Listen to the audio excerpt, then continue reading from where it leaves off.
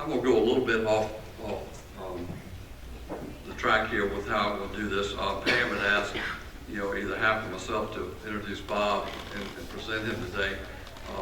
In doing my research, I spoke to Chuck Green along the way, and Chuck, started telling some stories about his experiences with Bob, which I thought were just fantastic, and I was going to use them, but the thought came up from Jeff Cannell.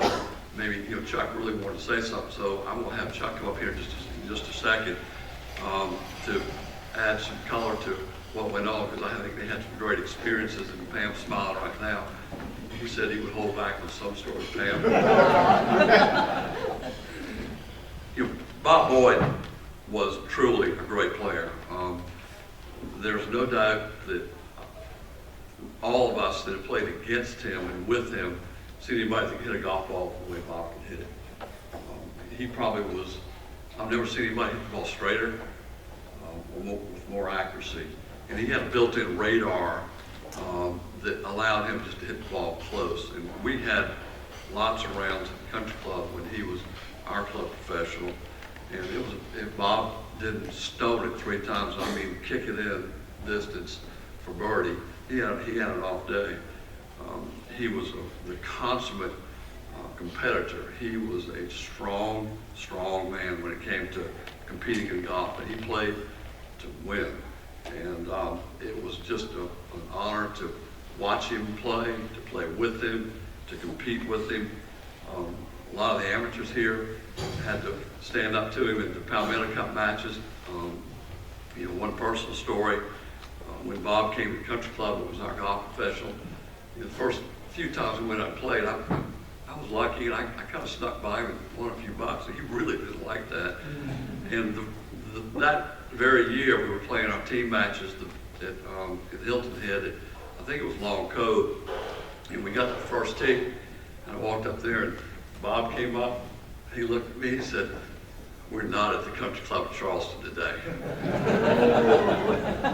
That was a real buzzsaw. And I didn't play bad either.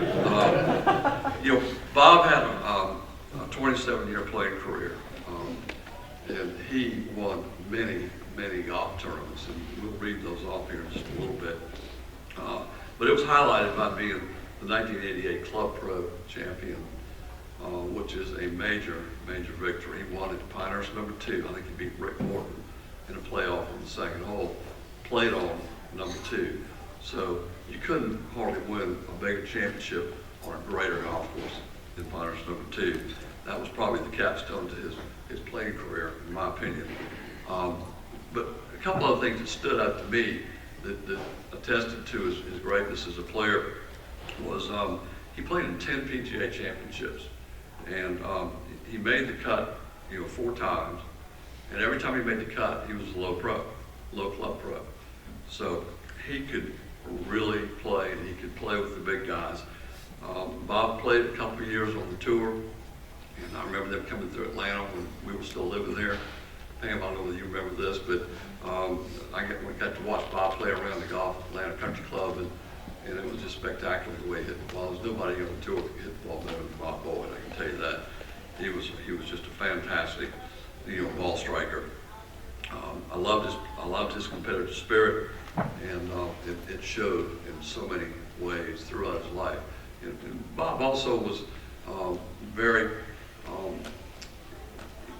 moved by his opportunity to work at several great clubs through his career, and all you had to do was read the letters that were written in support of Bob's nomination to how people felt about him at the clubs that he worked with. It was truly impressive, the set of letters that we got to back up his nomination. It's things like that that make us feel good about what we're doing, that we're putting the right people in. Pam, they were a testament to his character and his competitiveness and his desire. He was a player first, but he also did a great job at the club that we worked at. So that was part of his career. We don't think about it too much. With that being said, I was going to ask Chuck to come on up and say a few words. Where are you, Chuck?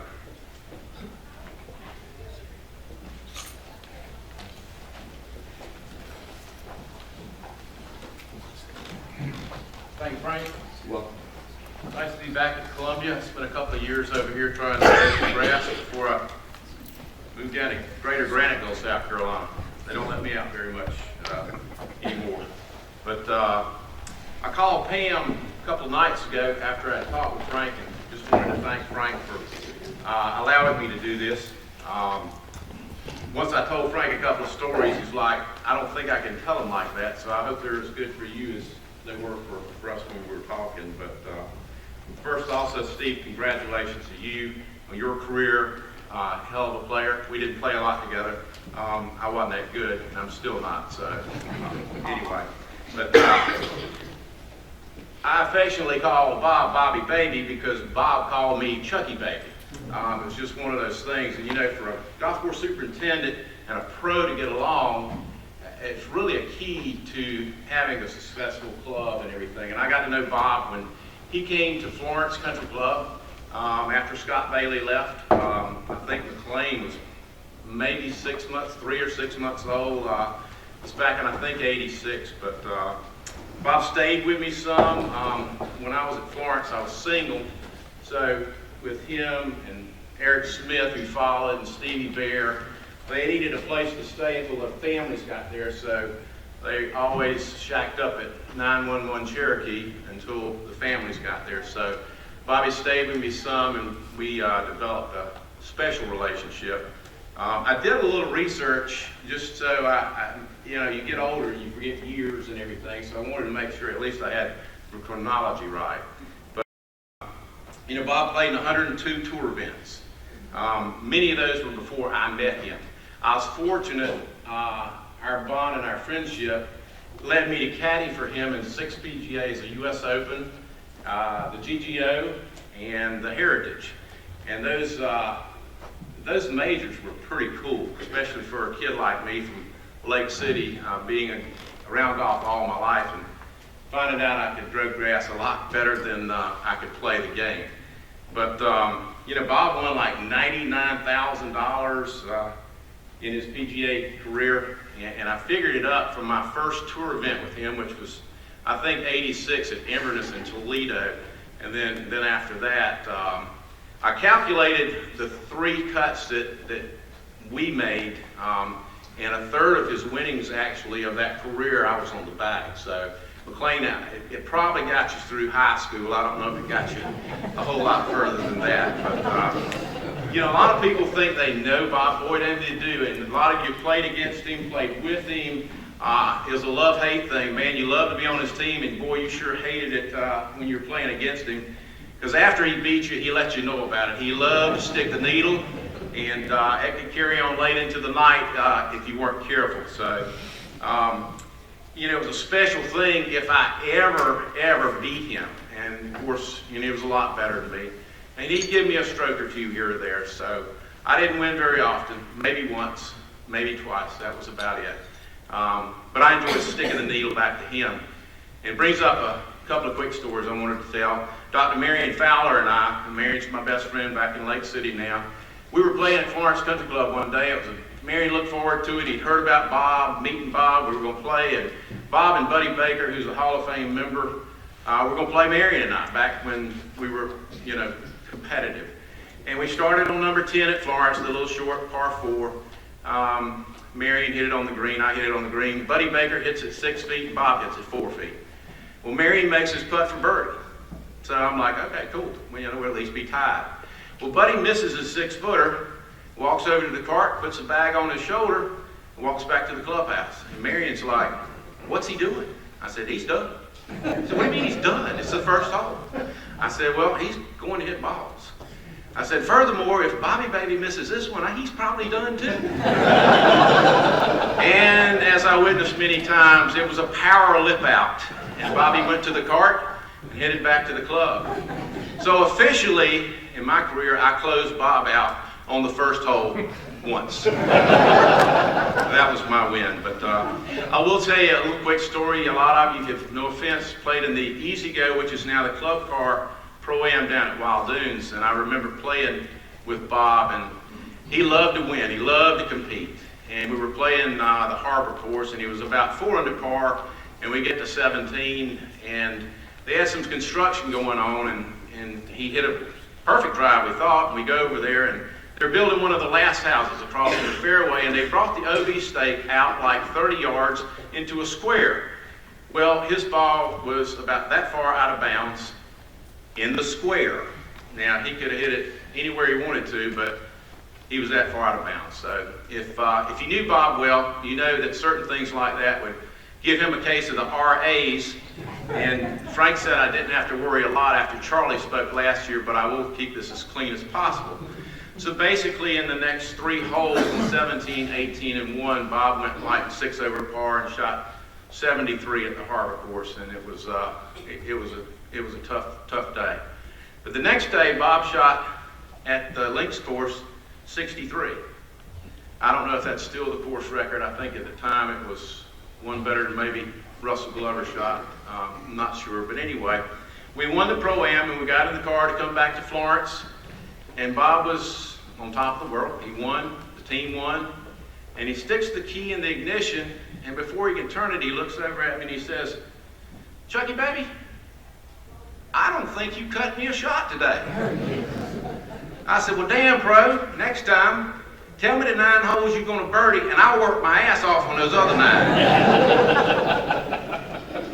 But 2 of my favorite stories, we were at Valhalla in the PGA. It was the first year they had it there back in '94. And we were walking down the 18th fairway, which was our 9th hole, and Bob loved to compete on the tour. He loved it. He wanted to be out there so bad. I know he was there in like 82 or 3, 83, 84. And we're walking down the fairway, and he said, "Chucky, baby, I want you to just think about this. Don't ask me right now. Just think about this. Tell me the one thing that separates me from the rest of the guys on tour."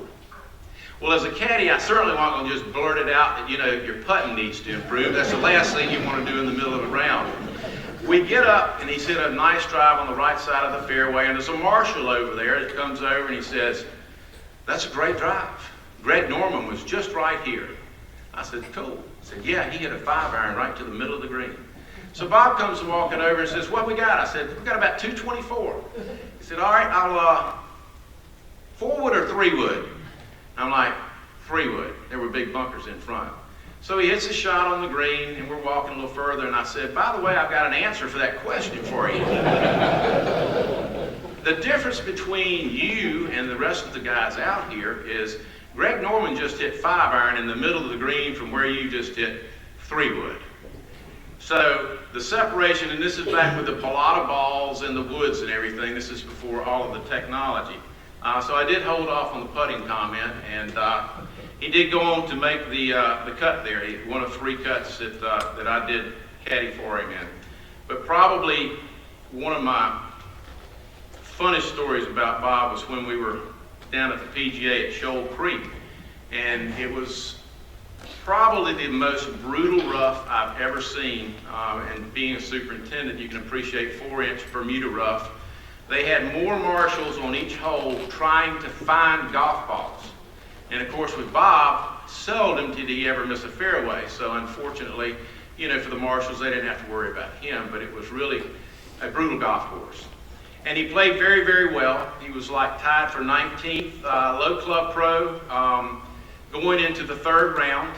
And we're on the driving range that morning.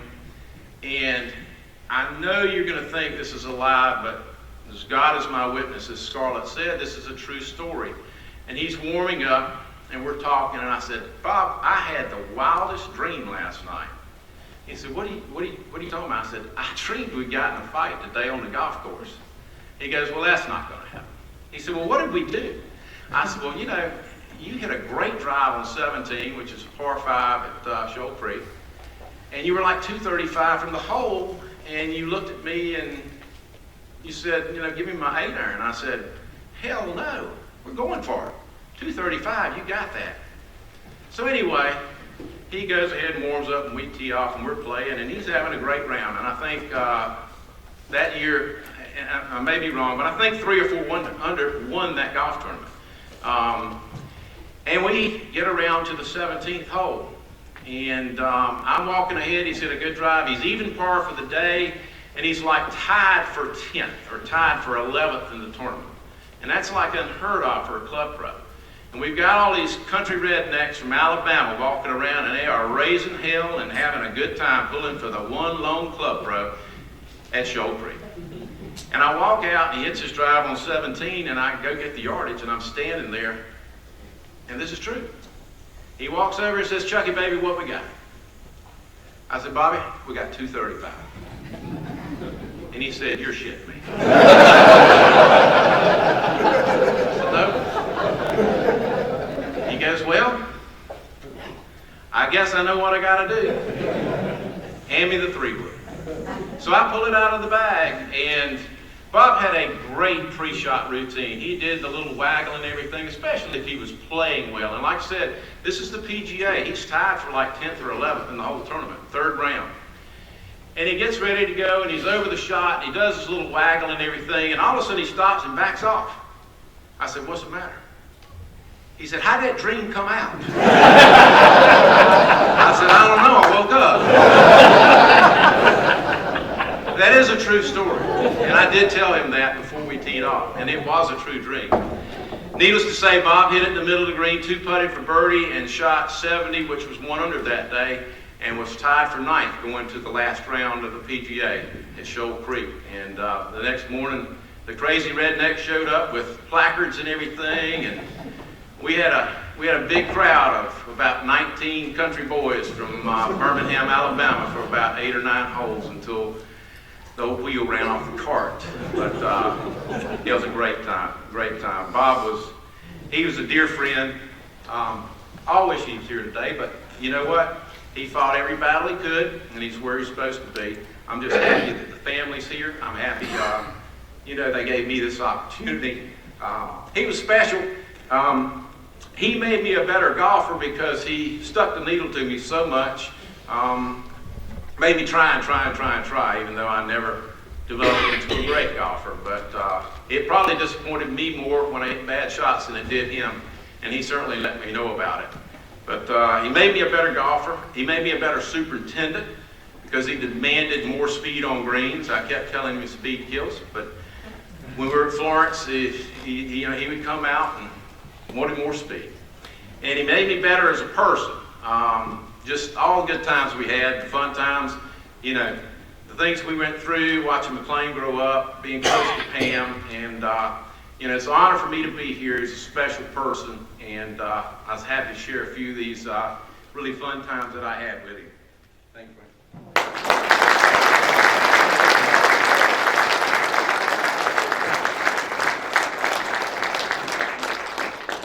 Thank you, Chuck.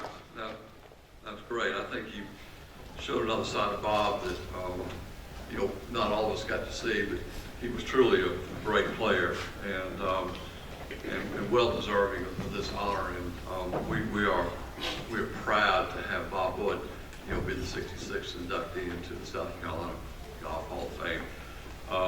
McLean, I'm going to ask you to come up, and I'm going to read this.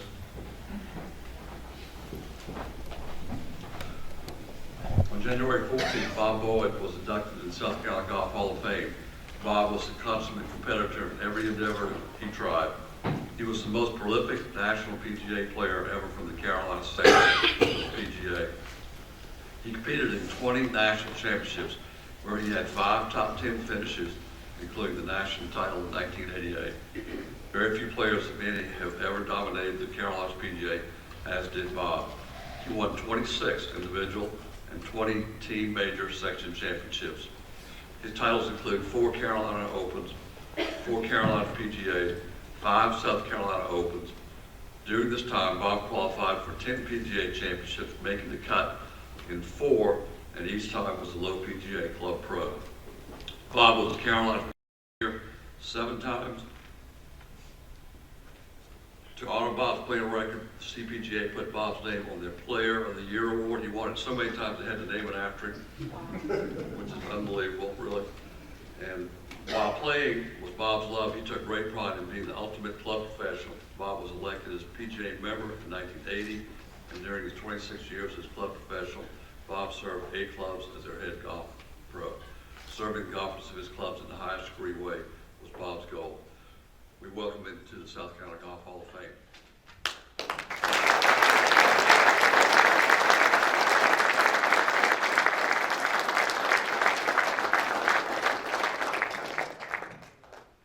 dream story is one of the best.